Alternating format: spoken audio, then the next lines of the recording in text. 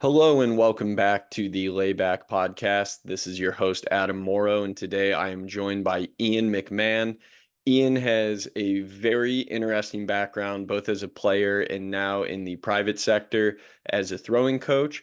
But in the process, he also has started The Return, which is a specialized group chat on GroupMe for those looking for a community when it comes to rehabbing from a UCL or forearm injury.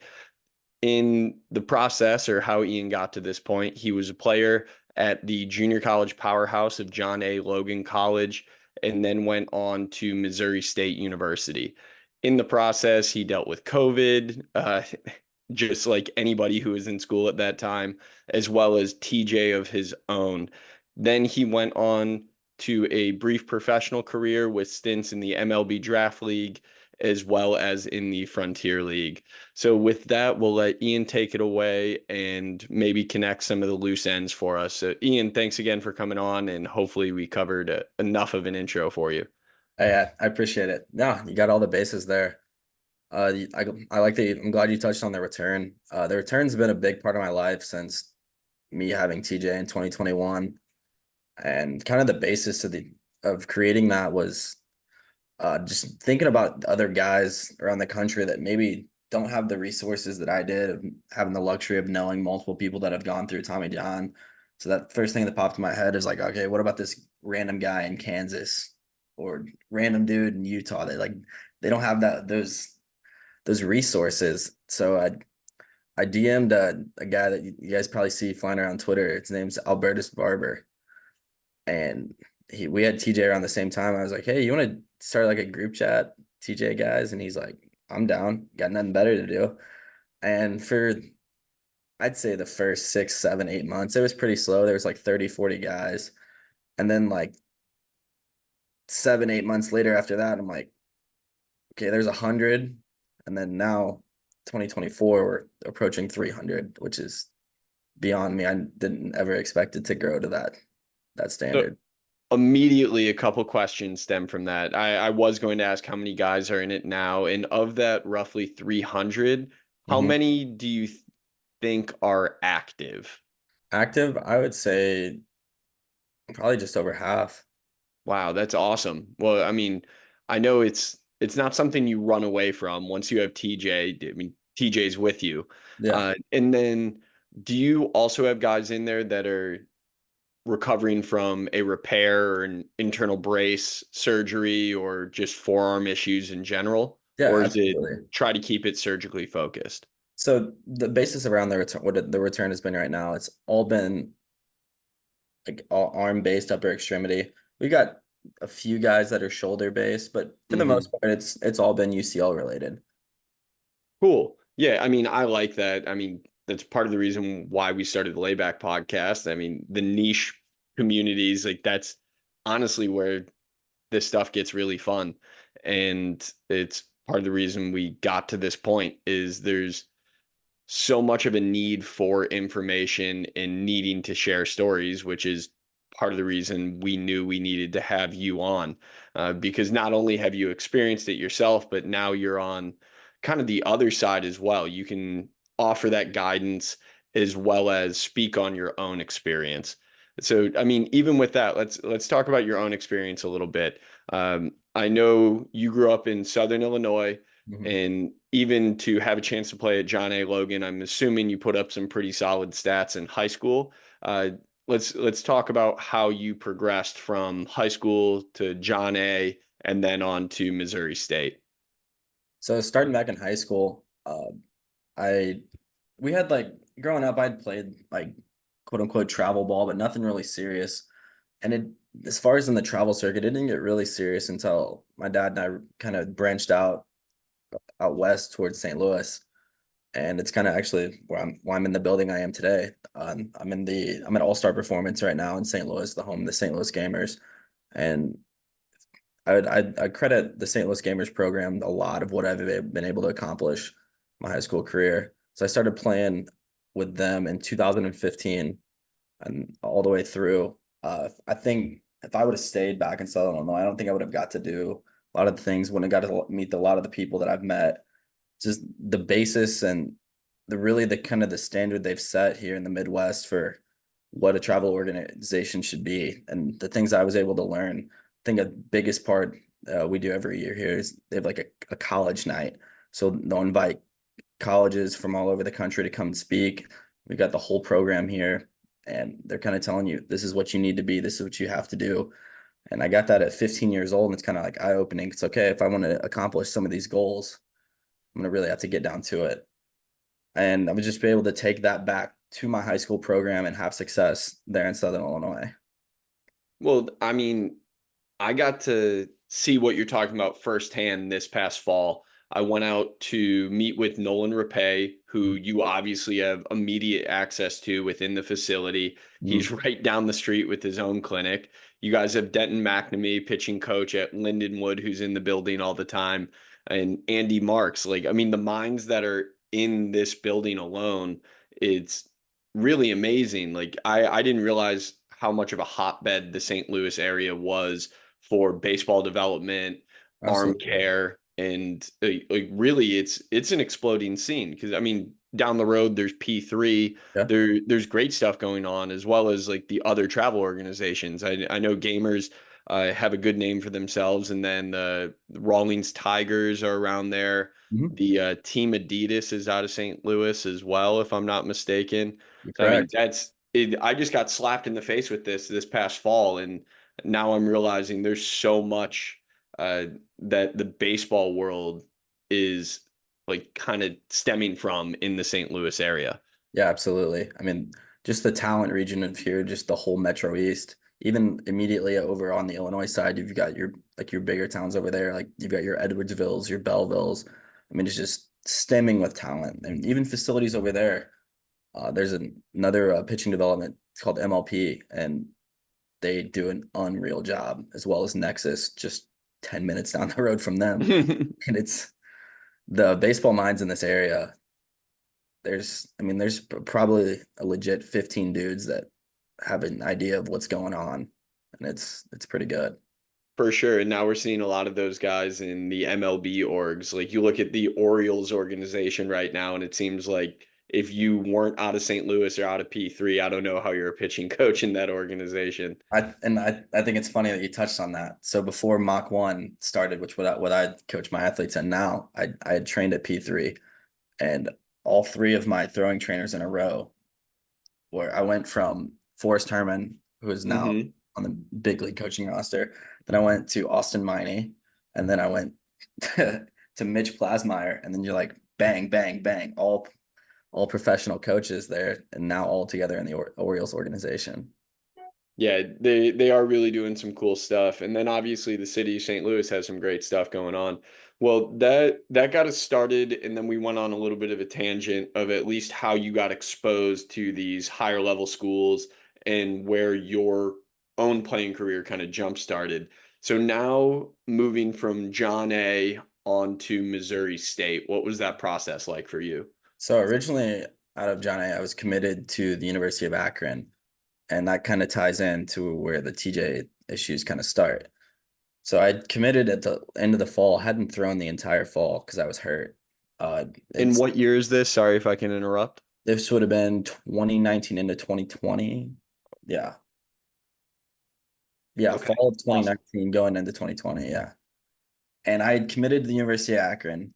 I'm hurt. I can't throw. I was throwing live late in the summer, actually at John A, and didn't realize anything was wrong that day. I was chucking, I was upper 80s. Everything felt great. And then I went into the facility the next day and like gonna do like my day one next day, kind of like light toss.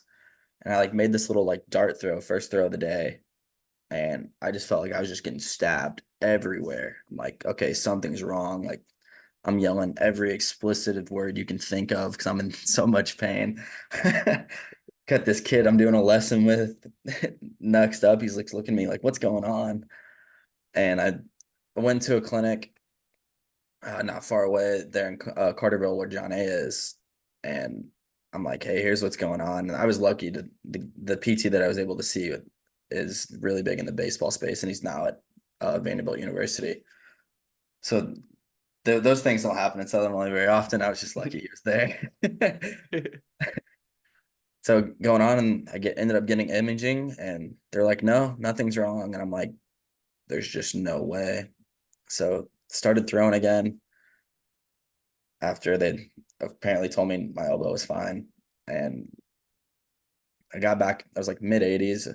Okay, spring season comes around. I throw like 3 innings. COVID hits. I'm on the number one team in the nation. It's like we're like number one for 7 weeks, and it's bam, just like everybody else. Season's over. So once that was able to hit, I started thinking, I'm like, maybe I don't want to go to Akron anymore, because during that whole process, all the facilities were closed. So I had to take my training and my development in my own hands. I'm like, well, I've been studying all of this independently for the last 5 years. Why not write my own program? And in just under 80 days, I went from that first assessment of myself at mid 80s to 90, 92, and then 2 weeks later touching 93, 94. And I'm like, okay, I don't know if I want to go up to Akron, Ohio. So I made that call, man to man, said, hey, this is where I'm at. Kind of stepped away from there. And then a couple weeks later ended up signing with Missouri State. Okay. And in this process, you experienced a quote unquote healthy elbow. I mean, weird phantom pain according to what your Oh, original diagnosis was. You yeah. obviously were in pain, but nothing serious as far as what imaging would say. And was that X-ray or MRI or It was MRI, and okay. when I say they were like crazy then. So when I actually tore my UCL like completely off the bone while at Missouri State, my surgeon at the time, he said, "Do you have imaging of before?" And I said, "Yeah." So I send it over, and he blows it up, and he's like, "It's torn right there." Because it's been torn for 18 months. And immediately I just kind of like sunk. I'm like, "Well, what's it look like now?" He's like, "It's not there. It's just ripped off the bone." Well, part of the reason I wanted to ask that is I wanted to know what your imaging was at this time back in the fall to then what it might have looked like when you actually were diagnosed with your tear and like what transpired in between. But I had no idea you were able to make those velo jumps in between, Yeah, which means I mean, I changed everything up delivery wise. I mean, anything I mean, I can send you the videos to like even like the 24-hour difference of like changing mechanics. I was in a pole barn with a turf and a net for 10, 12 hours a day in a town of 4,000 people. Like, I was like, all right, I'm gonna figure something out on my own. yeah, I guess that was the small blessing of quarantine that if anybody was dedicated enough, it was the perfect time to make those changes. I mean, I wouldn't mind another pandemic. Oh, Let me get my let me get my head for a second, figure some more stuff out. yeah, exactly. Yeah, if I could do it then, imagine what I could do now. Right. 100 must be in the cards, right? Well, shoot, I thought my first flat ground from TJ was up to 93, and that was at 7 months. I looked at my coach, I go, I'm gonna throw 100. I didn't throw 100, but So, I guess how did Missouri State get in the mix? Because if this was during COVID, you obviously had the tough conversation with Akron, Mhm. but I know Missouri State's a very quality program with multiple big leaguers coming out of there. I know it's a powerhouse, although it is like one of the mid majors that people outside of the baseball world Right. might not really know about. How did they see you, or how were you exposed to them during that time? So backtracking to when I was at John A, when I got on campus, you get a meeting with all your coaches and you kind of go over your goals. And I had said from day one that I wanted to go to Missouri State, and not being able to throw in the fall, being hurt, like, okay, it's probably not an option then. And luckily enough, my best friend, Hayden Yinger, who's now in AAA with the Blue Jays, just got finished up with Blue Jays big league camp, was at Missouri State. And we had obviously have a really close relationship. But during that COVID summer, there was a league that was created. It's called the Car Shield Collegiate League now. But if you remember back during the quarantine, minor leaguers couldn't play.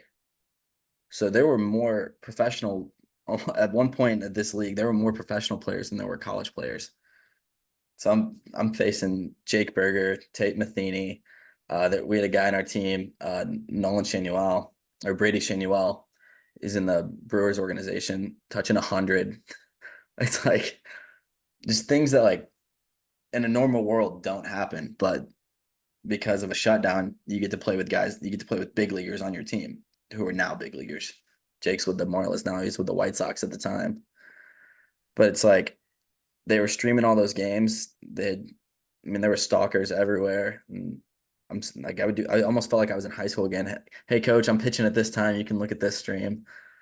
But there was one night, Hayden and I were on different teams, and I'd thrown like I'd gone into my third inning, and I hadn't thrown a fastball under like 91. And he called him. He's like, hey, he called our pitching coach at the time, Paul Evans, just Hall of Famer in himself. He goes, hey, are you watching this? He goes, yeah, he looks really good. He goes, what's his velo? He goes, it's been up to 94. I was like, committed that night. Well, that's crazy. And you had no like pain in this process. How'd you train the pain away, or like what was So that it like for was, you? it's kind of like like going back to back sometimes was tough. I mean, in my head, like there were some days that were definitely like kind of, I was feeling it, but I mean, 1,800, 2,000 milligrams later, it kind of goes away.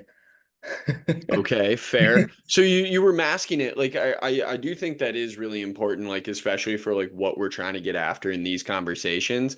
Like Yeah, I mean, you were like sold out to achieve the goal that you ultimately had, which is play at your dream school, like find mhm. the scholarship, whatever it is.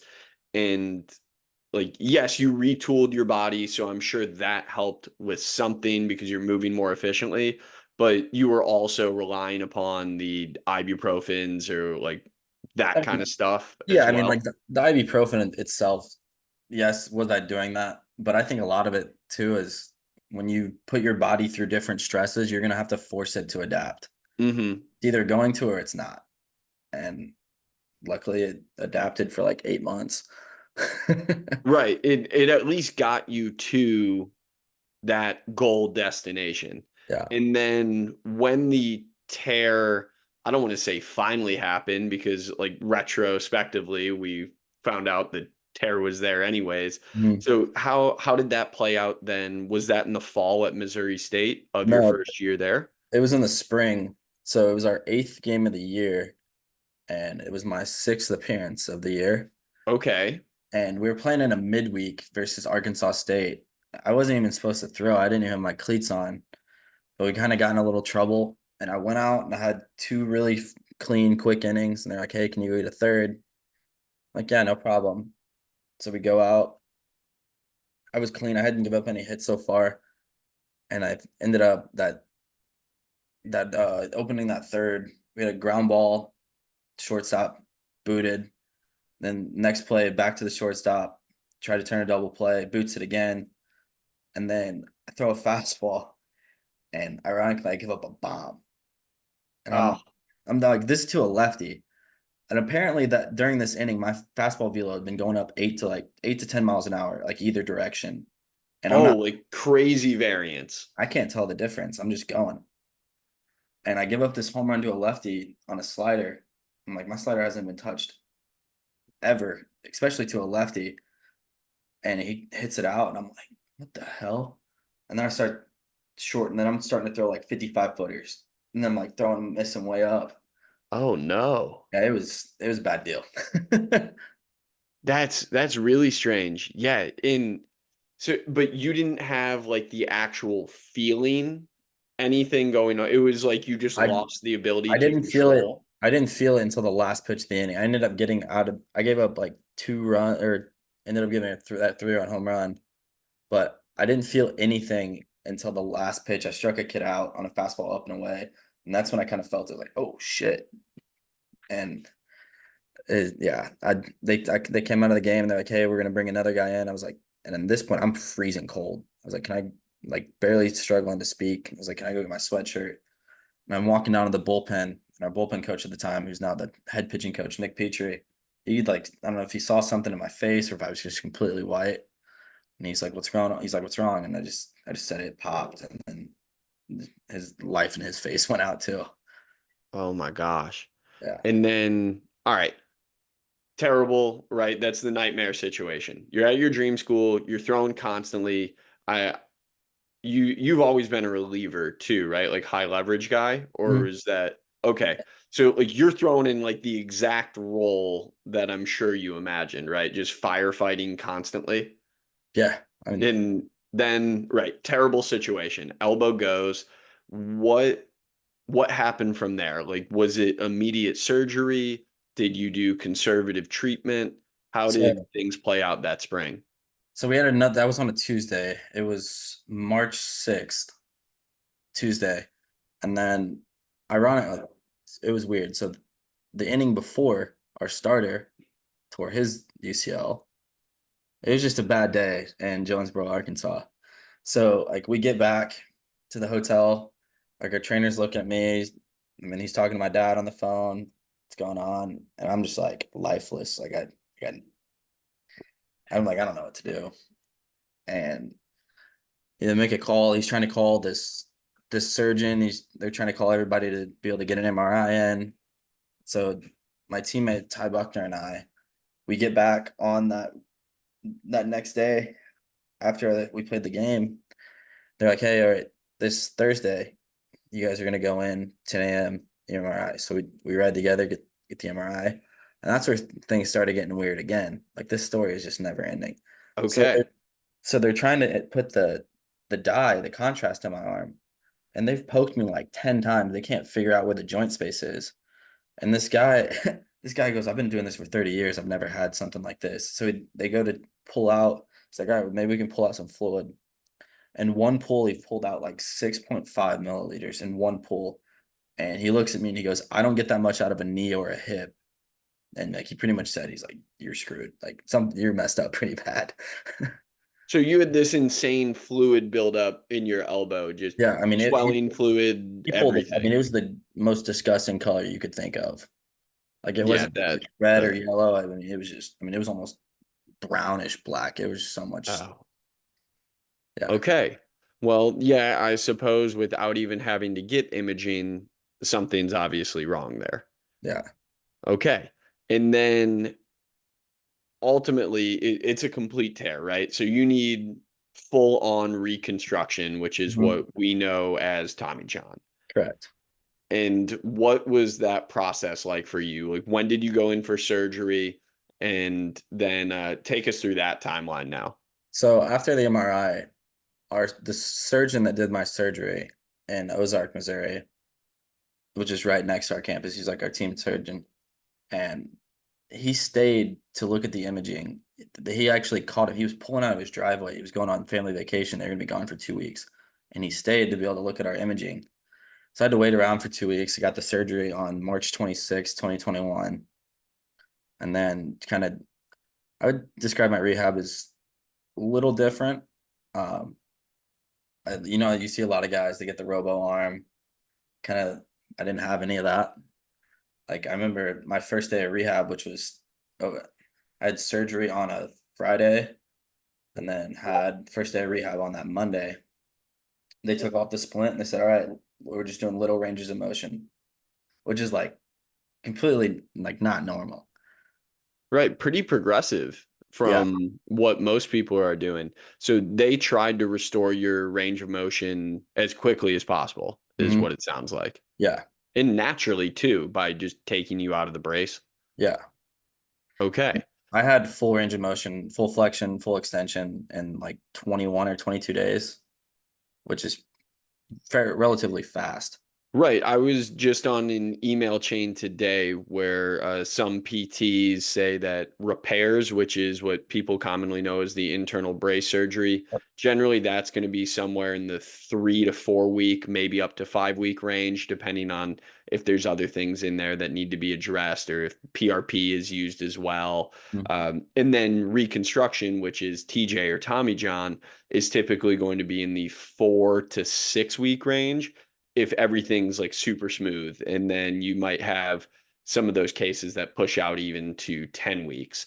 Yeah. but like the fact that you were full reconstruction and you have complete range of motion in the exact 3 week mark, that I mean that's Yeah. astronomically I mean, it fast. was, I mean, we're talking like no pain, no soreness. I mean, we're going all the way up, out, nothing. Like for whatever. Poster child. Yeah, I'm like, oh, this is great. And they're like, Okay. the guy that's doing my rehab at the time at MSU is like, yeah, this isn't normal. And then did things proceed as not normal in a good way from there? No, this is another weird case. I didn't have pain or soreness until 14 months post-op. Like when you should be back on the field by like every like measure or Well, what most people would expect, yeah, I threw in a game at 9.5 months. which is extremely fast. Yeah, and we had planned it. We're like, hey, we're gonna give you the we're gonna be low leverage situation, no low stress. I gotta save my first time back. And what was your velo at? Were you able to get back to that like 90 mark or were you hovering in the uh, mid eights? Sometimes I was mostly mid eights, but like there were times like leading up, like I'd said like my first flat ground, like I was throwing in the low 90s. And then I had been throwing bullpens where I touched low 90s. And then the first time that I went live, like against other guys, for whatever reason, for like 4 straight weeks, I couldn't throw over or under 88. And I was losing my mind. Over or under, just Yeah. hovering 88. Yeah. And then like throw like a bullpen to get ready for it, 91, 92. I'm like, what the hell is going on? Weird. Yeah. Because It's I mean, very strange. you want to But talk about it getting gassed up as far as like being like fired up to go live. I'm like, what the hell is going on?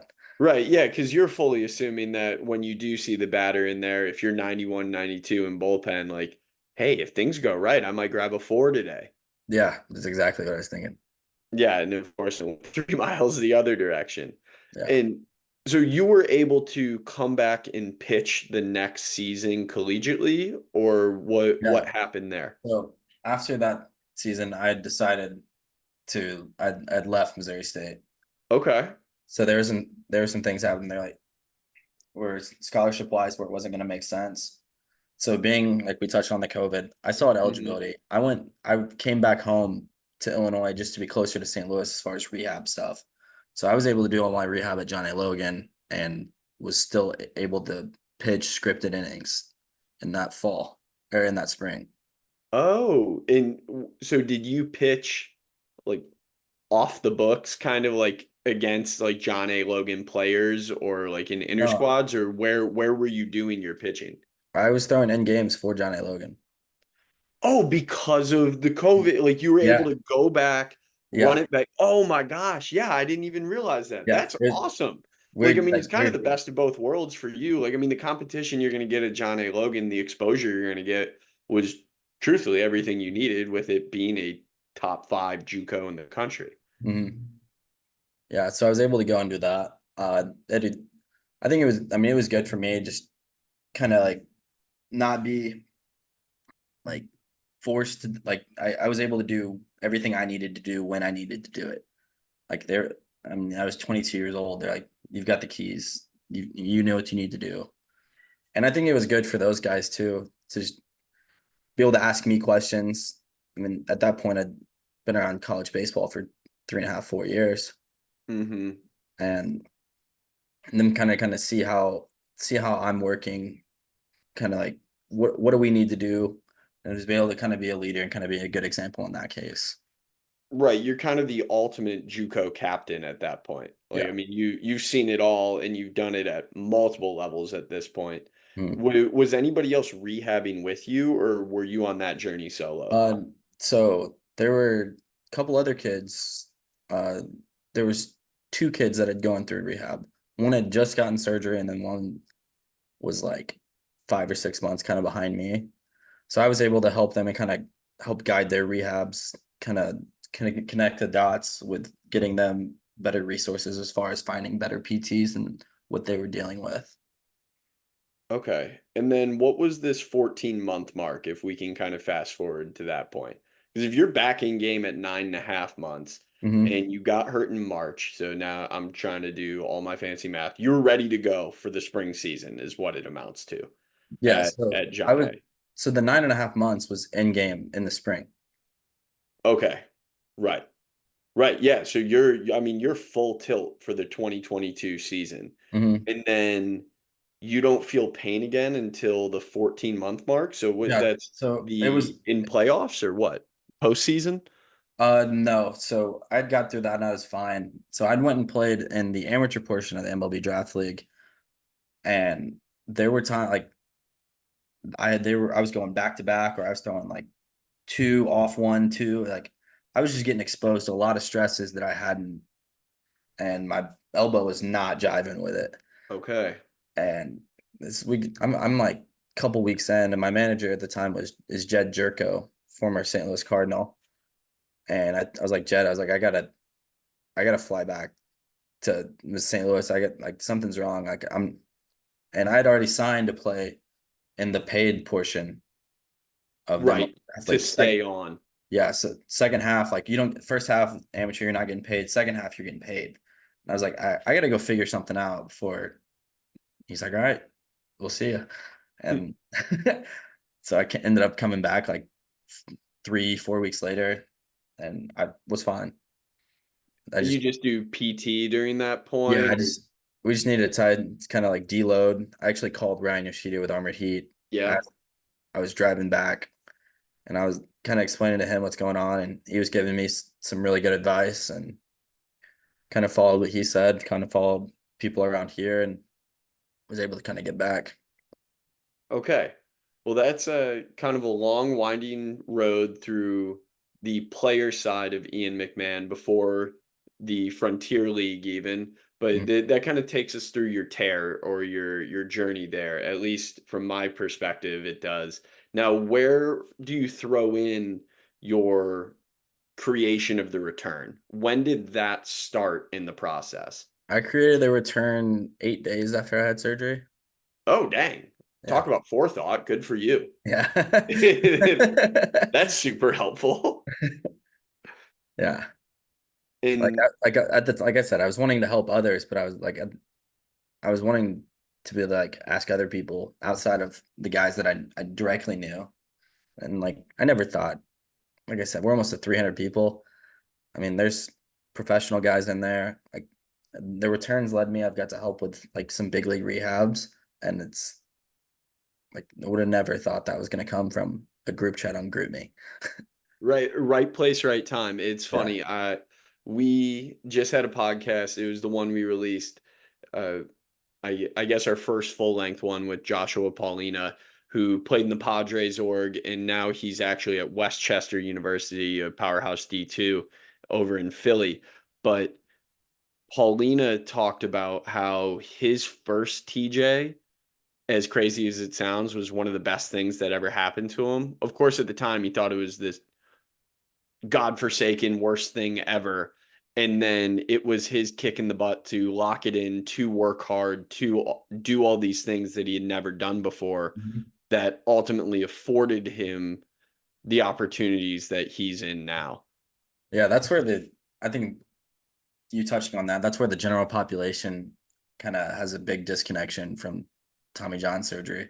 It's like you can read comments where I'll be like, oh, he's gonna throw harder after surgery. He might not ever play again.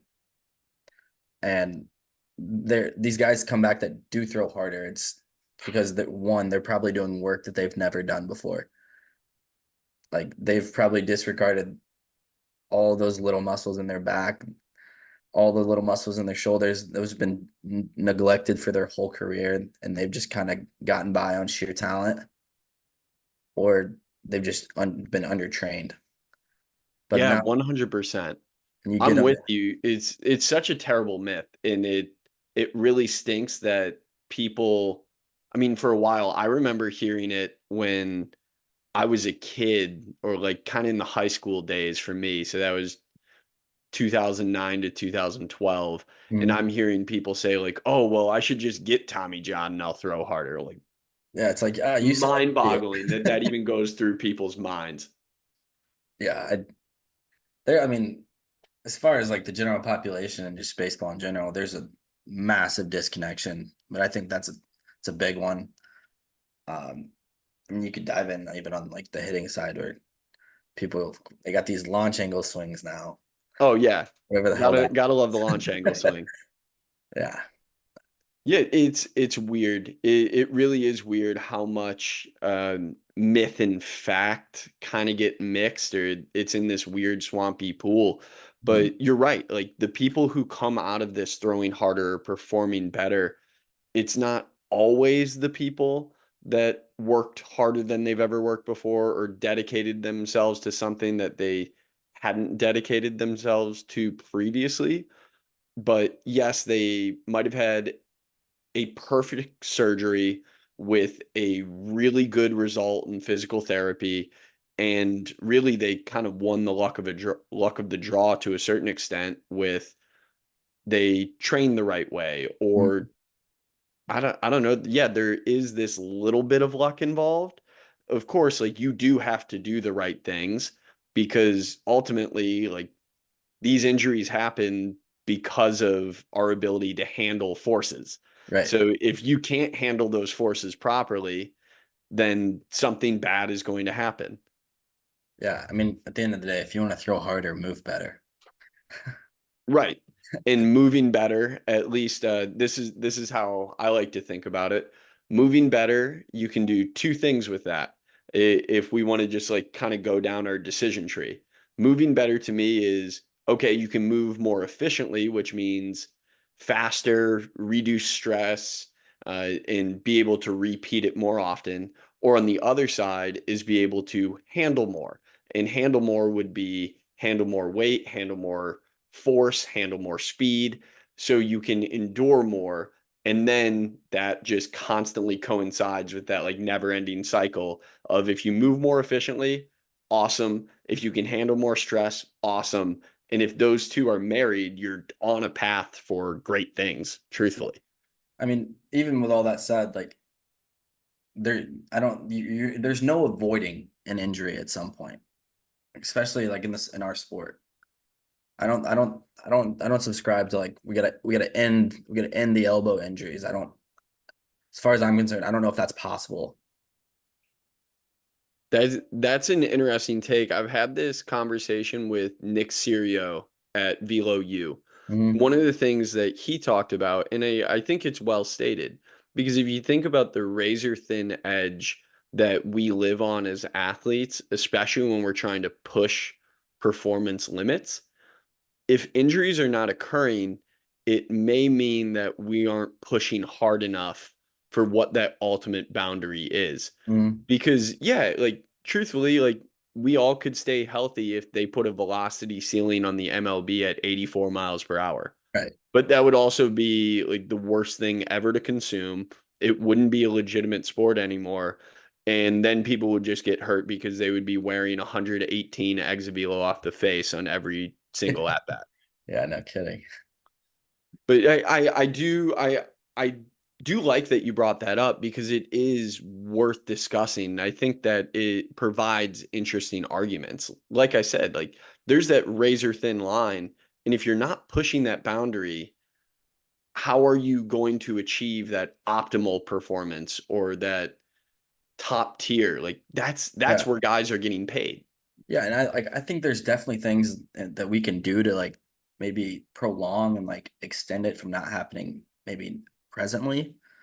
But as far as like just saying, oh, if we do this, this, and this, you're never gonna have Tommy John. It's just not how the world works.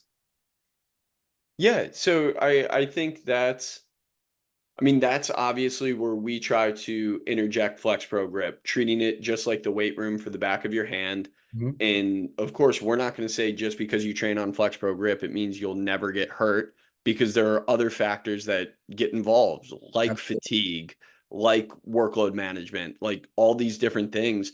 Or, I mean, heck, your second injury that I know you mentioned to me when we were in Dallas, where your hand got caught in a net while you were throwing. Like Fun. the all that like how do you account for those kind of things? But you can utilize these tools or things that you have at your disposal to mitigate risk. And I think that's kind of the ultimate goal. Like I know with your work with Kinetic Arm, Hmm. The goal is to offload as much stress and torque as you can with something that's going to act as this like external buttress to Hmm. your shoulder and elbow. Hmm. Versus like that's why it's kind of like a really cool marriage and why we respect kinetic arm so much with Flex Pro Grip is like we're trying to do that internally while kinetic arm does it externally. So it's this Right. like really cool symbiotic relationship. And then you're rocking the hat right now with armored heat. Like it's bulletproofing the shoulder or adding all that extra stuff that you might not see in a common program to like expertly individualize arm care, especially for the shoulder, Mhm. that you don't see in the normal college or even pro setting. Right. Yeah, I mean, like I said, I touched on it a little bit earlier. Like, there's all of these things out here that you can dabble in all of this. We can get Flex Pro, we can get Armored Heat, we can get Kinetic Arm. I mean, putting all those things together, I do feel like you're setting yourself up for success to reduce the risk for injury long term. But I mean, you'll see guys that'll go through their whole career and they'll never get hurt. And I think they're lucky. It's a luck. Yeah. Yeah, 100% they're lucky. I would love to know how that happened or why it happened. But then, of course, my performance brain goes to how much more could they have had if they just coasted through 14 years at that precise level? Yeah, I think yeah, it's a lot to fully grasp and really try to wrap your head around. Yeah, that I mean, that's the one where I mean, it's all speculatory. Of course, there's never really going to be an answer to that. But when I see a guy who threw whatever 10 years in the big leagues, sitting 95 miles per hour and never missed a day, Hmm. it's like, oh, could that have been a 102 guy if he really pushed it? Right. Like, yeah, he might have been risking significant injury every step of the way, but could that have been the razor thin line that pushed him from a back end of the rotation starter or a like staff day reliever to an all-star? Right. But I mean, I think it goes to say, I mean, just in the surgery space where you've got this group of guys where like back in the 80s and like the early 90s, we're like, we didn't have Tommy John then. I'm like, wasn't available. Like yeah. it wasn't an elective surgery. Yeah, it wasn't available, and then what I would add on top of that is what we know is that at that time, shoulder surgeries were also being performed at extremely high rates, especially compared to today. Yeah, And and very poorly. yes, yeah, extremely poorly. But one of the reasons that uh, I I think it's just beyond a personal belief, but what the industry would show at this point, part of the reason shoulder surgeries have decreased and TJ has increased is we have gotten so good at training and producing more force and moving better as throwers Hmm. that we're transferring more and more energy up the chain, up through the shoulder. And now our shoulder's really good at handling those forces, and it just gets pushed down to the next weakest link Right. up the kinetic chain. And right now, in our place in the grand baseball universe, the elbow is the weakest link. Hmm. Yeah, I mean it's like a bell curve. It's like you go, you're really strong at the top, but then you get to that end range. End range is your weakest part, and that's our last line of defense there. Yeah. Yeah, I mean, we can nerd out about that stuff all day, but now I do want to tie it back into what you have going on, Ian. And now we've talked about your process, your start of the return. So now what do things look like for you as a pitching coach, throwing trainer? I know you're working at Mach 1, but you also have a move coming up. So I know you're moving into the remote route, if I'm not mistaken. Yeah, I'm not sure when this episode's gonna come out, but this April 1st, I'm moving to Nashville, Tennessee. Um, I'm still gonna be in the baseball space and the private space and still running with the return, but I'm making more of a shift back into the music side of things, so music part of my life. With that being said, though, I'm gonna do remote training, and I'm gonna do that as much as possible. That's awesome. And yeah, I mean, totally take some time. I was gonna leave that to like sprinkle in at the end to tease some of the music, but what do you have going on there? You told me in Dallas you're moving to Nashville mostly for the music career, correct? Yeah, not as far as like career of being an artist, but I kind of lucked in being in right place, right time of having some friends that are in Nashville, in and out of Nashville. And I'd kind of grown up like writing poetry through my English classes and had some stuff published when I was in seventh, eighth grade and continued to write and continued to write. And then one of my artist friends is like, hey, he's like, let me see some of this stuff. And then he's like, hey, you're coming to Nashville. So I went to Nashville and kind of like fell in love with it. And now I'm writing every day, playing the guitar every day. And that first week that I'm in Nashville, I've got like 8 to 10 meetings that I've got to take, which I'm super pumped about. Good for you. Yeah. And I mean, I part of the reason I even brought up this move in your current path was to get into what you're doing now on the coaching side, but we'll throw that on the back burner for just a moment. Okay. I I kind of have the question of you've had this artsy side. You write, you play music. What role did that play for you when you were injured? Like, was this an outlet for you? Was that not even a part of who you were at that time? Writing in general, I mean, I wasn't writing music as frequently or playing the guitar at all. I was still writing poetry and I was still doing writes with other co-writes with people. But I mean, a lot of it, I mean, most of I mean, I was playing piano every day during rehab. I'm like I like enjoyed the music. The other part, I was like, well, I mean, I got to press down with all of my fingers. So there's another thing. So I mean, it's all relative, kind of like tying it back into baseball there through the rehab space. But yeah, no, music wasn't my first thought then, because at Okay. that point I was still head on, just like, all right, I want to be a big leaguer. But sometimes you're not good enough, and the game tells you, you know. Right. But I mean, part of the reason I asked was I always like to know what outlets people had during the surgical recovery process. And I mean, I think it's kind of like weird. My personal one was I started drawing and designing different like future mobile app ideas or like different businesses that I wanted to start down the line.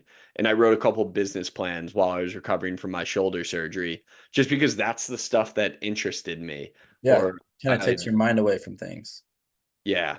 Yeah. So I wasn't sure if music played that role for you at all. Slightly. I mean, definitely more piano then than was guitar. But don't get me wrong, I love me some piano. Good for you, man. So you've got piano, guitar, any other instruments? Okay. No, So we'll quickly pick up the ukulele, the bass, anything I with strings. I bought a ukulele and I never played it. And then I ended up getting lucky. I bought it for like 80 bucks and then I ended up typing in the serial number and it was worth like 250 bucks. So I flipped it. Heck yeah. All It's right, like, smart businessman. it's like I don't think I need that one right now. Well, we'll pick the baseball coaching career back up. And what's kind of your, I guess, mission statement as a coach? This might be a tough question to answer, but I know you're working with pitchers at all levels, Mhm. correct? You Yeah. from youth all the way up through pro guys. Yeah. I mean, I've got to work with big leaguers in the last 2 years, so been it's definitely a challenge working. The youngest that I've like had an influence on in the last 2 years, it was just kind of like filling in, coaching with the gamers during the off season.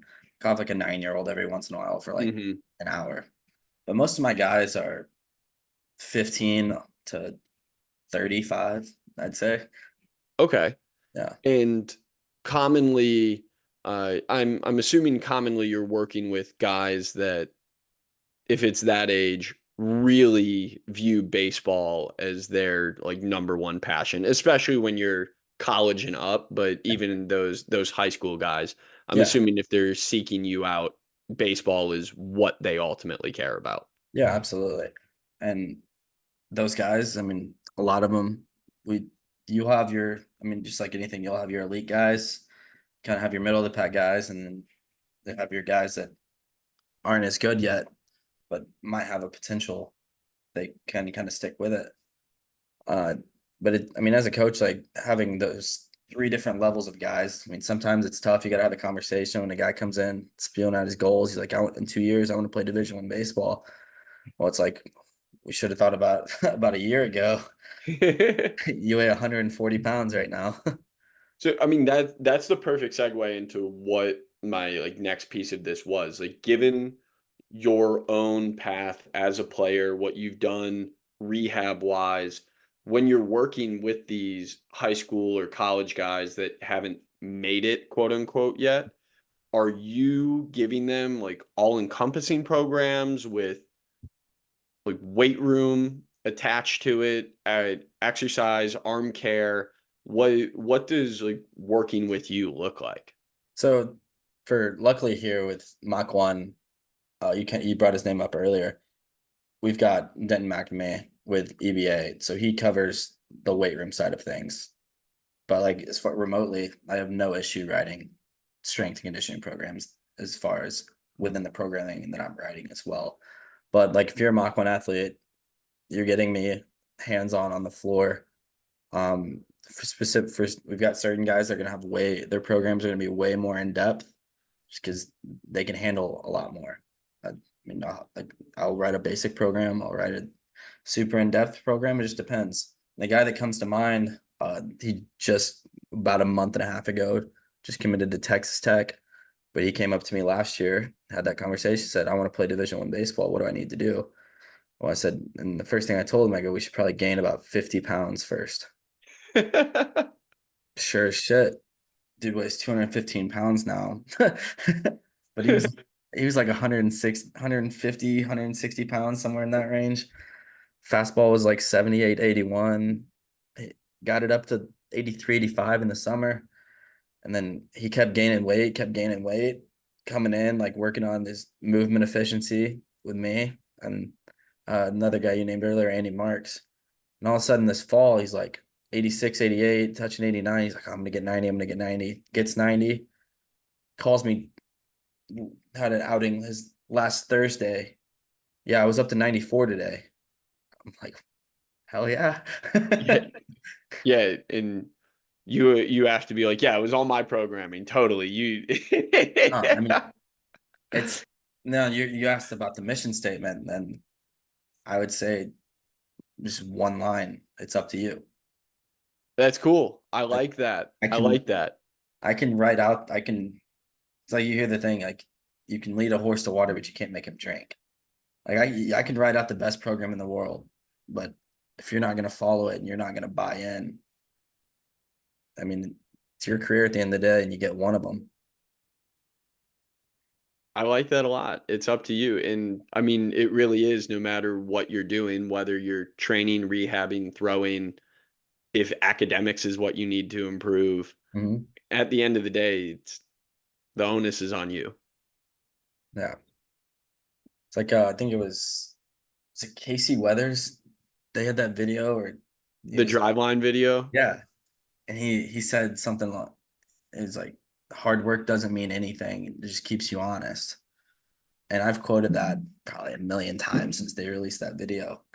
Like these kids are like a lot of kids are like, "Oh, I work hard." I'm like, cool. Great. There's kids that you're gonna see in your and especially at the college level who do not they put in the bare minimum and they're better than you. And it's just a shake of the draw there. Yeah. I mean, it's funny you bring that up. I wanted to bring that exact video up on the Joshua Paulina interview. I wanted to bring that video up on the Dylan Newcomer interview. It, Dylan's a it really good follow. yes. Yeah, and he's putting more and more content out these days. There's some great great physical therapist doing stuff. So I guess that might be a fun spot to go, because you obviously are well connected. I want to know the most recommended follows from Ian McMahon. Who do you think's putting out good information, easily consumable, whether it is behind a paywall or just stuff that you can get for free? Obviously, Ryan Yoshida does some great stuff that anybody can grab, and then if they want to train with Armored Heat, they can get a program. But anybody that comes to mind for you? Yeah, right off the bat, I've told Ben Brewster this many times. Like some of the content he puts out should not be free, but it's why his business is as successful as it is. Uh, Ben Brewster with Tread Athletics. I mean, honestly, their whole staff does a really great job. Um, you touched on it, the kinetic arm. Putting me on the spot here. Dylan Newcomer was a good one. I'm like pulling up my Twitter following right. Hey, it's all good. I know I put you on the spot. It's the beauty of editing the podcast is I can cut time. Yeah, hold up. I just suddenly like just forgot every person I've ever talked to. Yeah, because you finally had to have the answer. Yeah, that was. I'm glad we can edit here.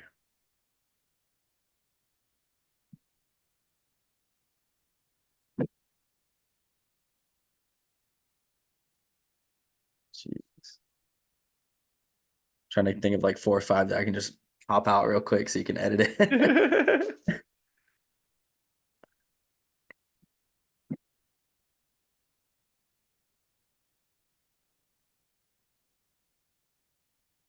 And there's one specific that I'm looking for, and I'm blanking on his name. You might know.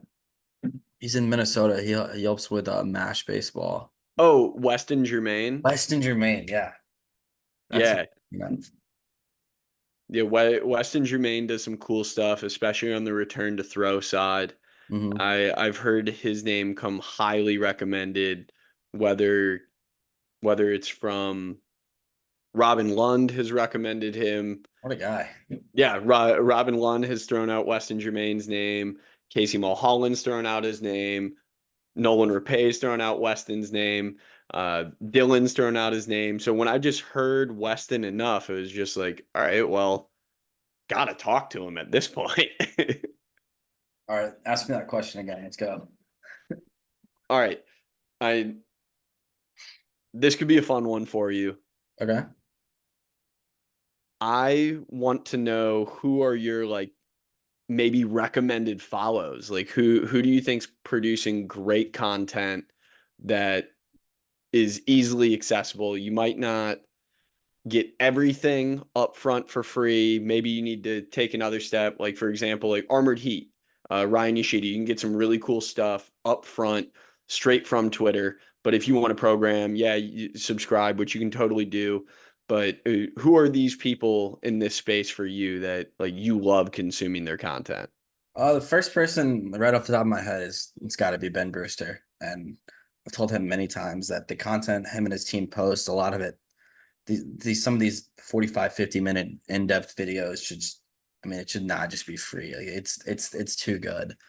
Another one off the top of my head that I've followed for a long time, Dean Jackson. He was one of the early adapters of really kind of throwing out content out there. Another one is Weston Germain. He's in the rehab space as well, and he's kind of. I mean, we've had brief conversations over Twitter where he sent me some of his guys for the return to get into my group, and we've kind of nitpicked and kind of just chatted there. Another one, another St. Louis guys over here, the guys at P3 in St. Louis make really good content on Twitter as well as Instagram, really diving in. They've got a great staff over there that really understands what's going on. Let's see if I can get one more for you. I got a throwback. I used to really, especially when I was in high school, I used to really be into Robbie Rowland and his content. Okay. I Yeah. watched him quite a bit. And he actually played for my hometown Frontier League team, the Southern Illinois Miners, whenever they were still around. So I saw him play quite a bit. Yeah, that's a good one too. I mean, obviously he does a lot of entertainment-based content now, but if you need pitch grips, if you need some ideas on how to move, he makes a lot of information extremely accessible. Yeah, But I mean, talk about putting out videos and content. That dude is I'm saying. always rolling. Yeah. No, Yeah. I think those groups of guys, and there's a million others that I'm forgetting, and I hope I don't get unfollowed for that. But That's okay. No, I mean, I feel the same way whenever I do these things. But also, I can use this as fuel for who else am I going to ask to come on the no podcast? doubt, no doubt. So thank you for that. But I'm kicking myself now that I didn't ask this earlier in conversation just for overall flow. But I'm going to bring us all the way back to the Tommy So, John days. okay. What were you doing for quote unquote arm care before your injury? And maybe how did that change after injury? So as far as like arm care before, I think myself and just like most of the other country and kind of was starting to really adopt what Driveline had been putting out at the times and kind of following different protocols. I was able to pick some stuff up from P3 as far as like what we were doing as far overall pre-throw, overall post-throw. I was just doing like different things as far as like excuse me, different thing is like in your post throw as far as just getting the shoulder adapt after, which some of those things I've kind of moved away, and I think a lot of the baseball world is moved away from is too is like you don't want to over. I feel like before I was really overexerting myself after. It's like why am I making myself do more than I just did a whole big load there. Yeah, But I know the feeling. yeah, It a lot of it did I would say was just strength based after. And then now I've kind of in the latter years of my career kind of just resorted to like getting a good lift in and sleeping. right. Yeah, the ultimate recovery: eat Yeah, well, sleep well. and yeah, just trying not to overdo it. I mean, stress is stress no matter where you're getting it from. Yeah. So maybe summarizing that, and you can tell me if I'm missing something. But back in the day, it sounds like there was a lot of volume in what you were doing, Yeah, no doubt. and yeah, that's I mean, my shoulder surgery was really similar. I remember what I was doing pre-throw and then my post-throw routine, like just to get ready to throw. And I thought I was checking every single box. It was damn near like 45 minutes before I touched the ball because I wanted to nail it. And then after I finished throwing, it was like 30 more minutes of arm care. And then it's like, all right, well, now I have to go get a lift in for real for my lower body or something.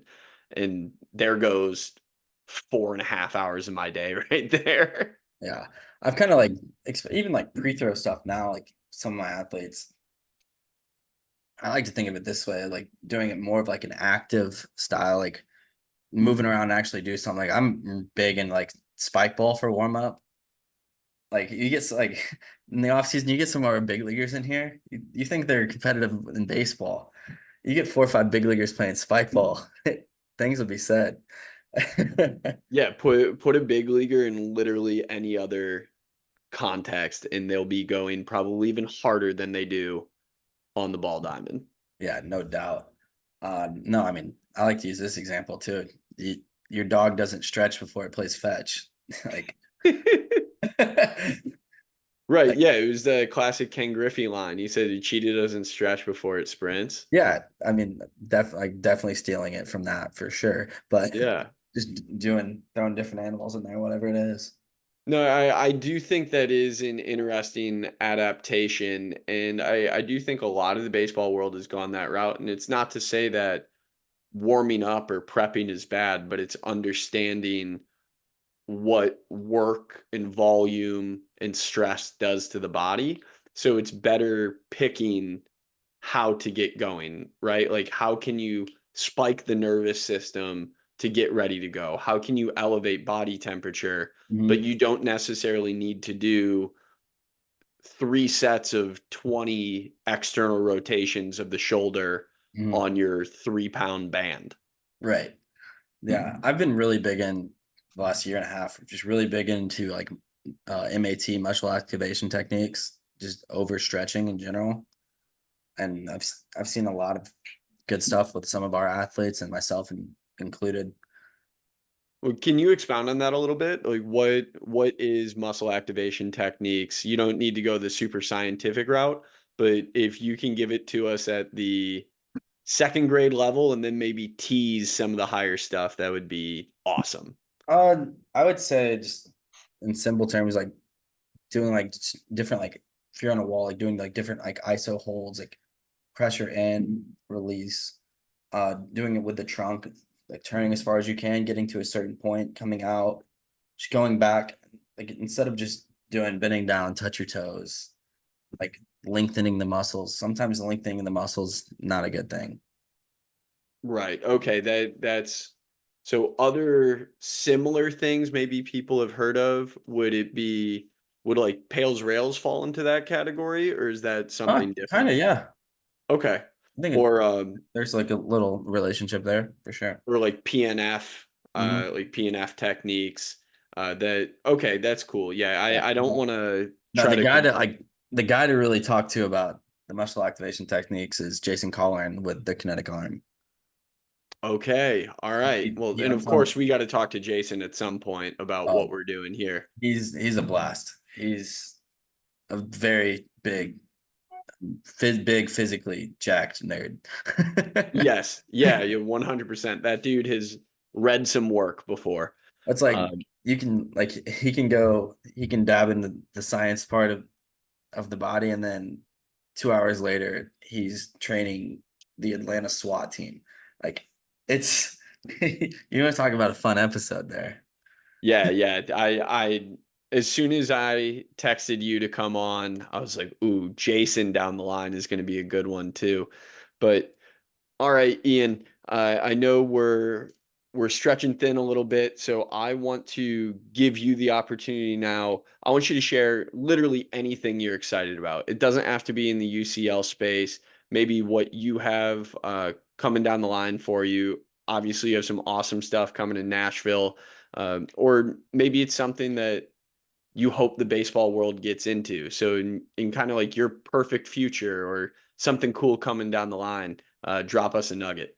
Yeah, I mean, it's no secret. The most excited that am right now is definitely just getting to Nashville. I the last 6, 7, 8 months, like it kills me not being there full time. And I was driving back and forth every weekend just to be in that scene. Aside from the music stuff, I'm really excited to kind of get out of the facility for the first time in a while and really dabble into the remote space. And for anybody listening here, you can shoot me a message on Twitter. We can talk. My Twitter is the Ian McMahon. As far as the remote programming goes, they'll have 24/7 access to me. We're gonna go through an assessment. It's gonna be about a 40-point assessment. You're gonna be have to take the videos and send it to me because I'm not there in person. And then I'm gonna take your assessment, look at the videos of you throwing, and I'm gonna create you a detailed program that I feel like is gonna be the best thing for you going forward for whatever goal that may be. Whether you want to gain velocity, we can do some mobile pitch design stuff, which somehow I've had success with in the past.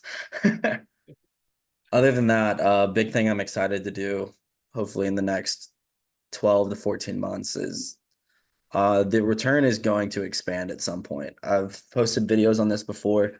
I want to take it to 10, 12, 13 other sports. So the idea behind that is getting not only staying just in the TJ rehab space. I want to venture out into ACLs, shoulders, and kind of have the same idea as what we are now. In a perfect world, there's going to be an AI robot that gives you a little test. What's your name, injury group, what's going on, and then it'll throw you in that thing. So if you're a soccer player that tears your ACL, it'll throw you in that group with other soccer players that have torn their ACL. That's really cool, man. I guess one question on the remote training, is Mhm. there any like, barrier to entry? Do you want people to have certain equipment or are you able to adjust for whatever they have? Yeah, no, I'll definitely be able to adjust on based off what you have, and if it comes to a point, we can try to talk about some things. If trying to be able to get you some of these resources. But if you go to the link in my bio, you can fill out a form. So there's going to be a questionnaire, and that I'll receive that immediately, and then we can go from there and get you on a call. Awesome. Well, Ian, I really appreciate you stopping in with us today, taking the time.